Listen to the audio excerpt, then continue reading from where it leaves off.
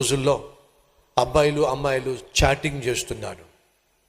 ఆ చాటింగ్ చేసేటప్పుడు వీళ్ళు చేసే పాపిష్టి పనులు ఏంటో తెలుసా? వీడియో చాటింగ్ చేస్తున్నారు, వీడియో కాల్ చేస్తున్నారు. రివీల్ యువర్ సీక్రెట్స్, నీ అందాన్ని రివీల్ చేయి అని చెప్పి నగ్నంగా అర్ధనగ్నంగా కెమెరాల ముందు ఒకరిని ఒకరు రివీల్ చేసుకోవడం. ఇది ఈరోజు ఉన్నటువంటి దౌర్భాగ్య స్థితి. చెల్లెళ్ళు తమ్ముళ్ళో దిగజారిపోకండి. మీరు కలిగి ఉన్న అందాన్ని సౌందర్యాన్ని మరొకడికి ఉట్టి పుణ్యాన అప్పగించే దౌర్భాగ్య స్థితికి చేరకండి.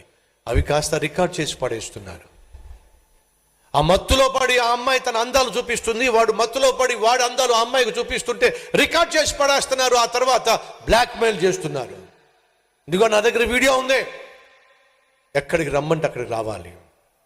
దౌర్భాగ్యం. ఎంతమందితో పాపం చేయమంటే అంతమందితో పాపం చేయాలి. దౌర్భాగ్యం ఇది. ఈరోజు అమ్మాయిలు అబ్బాయిలు చాటింగ్ చేస్తున్నప్పుడు, వీడియో చాటింగ్ చేస్తున్నప్పుడు చేస్తున్న పరమ పాపిష్టి పని ఏమిటాయా అంటే రివీలింగ్ ద సీక్రెట్స్.